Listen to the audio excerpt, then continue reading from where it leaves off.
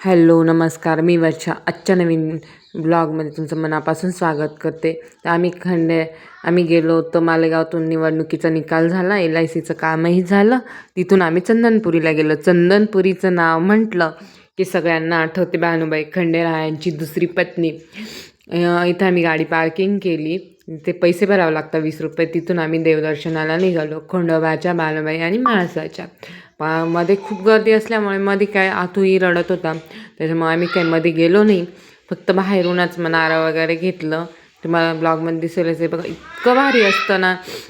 बालपण तिचं अख्खं तिथं गेलेलं आहे बानुबाईचं. आता मंदिराचं कामही चालू आहे. ज्याला शक्य असेल ना त्यांनी 100% चंदनपुरीला या, कारण महिनाभर यात्रा असते. खूप छान वातावरण असतं त्याची. पौष पौर्णिमेपासून यात्रा चालू होते तर अक्षरशः अमावस्येपर्यंत यात्रा राहते. जवळजवळ 3 हप्ते यात्रा बसलेली राहते. कोणाचे कोटम असतात, कोणाचे काय काय असतं बघा. पूर्ण जसं जेजुरीच म्हटलं दुसरं तरी चालेल. छोटी जेजुरी, इकडचे लोक त्याला छोटी जेजुरी म्हणतात. खूप छान असतं. खूप म्हणजे बघायला तळी भरता लोक. सगळं जे जेजुरीला होतं ते इथं होतं, फक्त गोंधळ होत नाही, बाकी सगळं. हे बघा, तर पूर्ण पिवळं झालं होतं सगळं. तिकडे मंदिराचं बांधकाम चालू होतं, पण अथर्व लहान असल्यामुळे मला कुठेही जायला जमलं नाही की तुमच्यासोबत शूट करून दाखवताही जमलं नाही. मला तिथे भंडारा उधळायचा होता म्हणून मी ब्लॉग करत होती, पण काही जमलं नाही. याच्यामुळे हा छोटासा ब्लॉग केला मी आणि तो तुमच्यासोबत शेअर केला. त्याच्यानंतर बाई इथं नारळ फोडतात. आपलं जे नारळ असतं का ते फोडून देतात तिथे. त्याच्यानंतर आम्ही पूर्ण यात्रा फिरलो. खूप छोटे मोठे दुकानं लागलेले.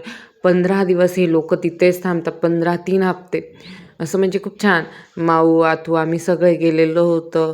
परत हे मग मुलांना काही छोट्या थोड्याशा खेळण्या घेतल्या आणि घरी आलो. माऊ जीने ती पाळण्यामध्ये बसले. तुम्हाला ब्लॉगमध्ये पुढे दिसेलच का. जो नाही तो ह्या पाळण्यात बसायचं, त्या पाळण्यात बसायचं, ह्याच्यात खेळायचं, त्याच्यात खेळायचं, असं चालू होते. खाण्याचे पदार्थही लागलेले होते, पण आम्ही काही थोडासा नाश्ता केला. ते तेलकट होतं, त्याच्यामुळे आम्ही काही जास्त खाल्लं नाही. ते काय ब्लॉगमध्ये आलेलं नाही आहे.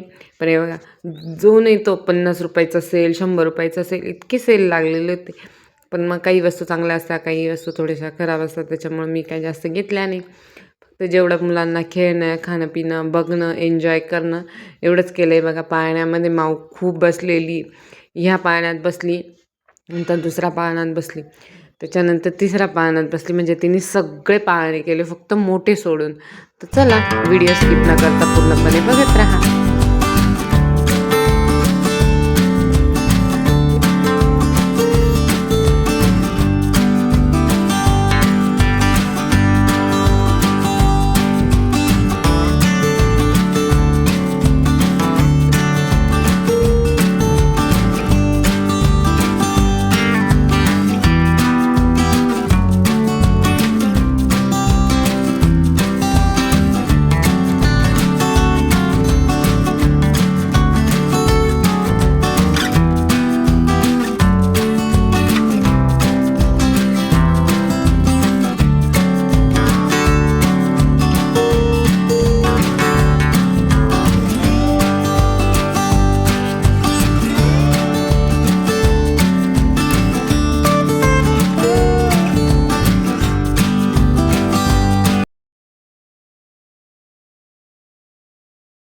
चला, तर इथंच व्हिडिओचे एंड घेते. लाईक करा, शेअर करा, नवीन असेल सबस्क्राईब करा. कसा वाटला व्हिडिओ कमेंटमध्ये मला नक्की सांगा. तुम्हा सगळ्यांना बाय बाय.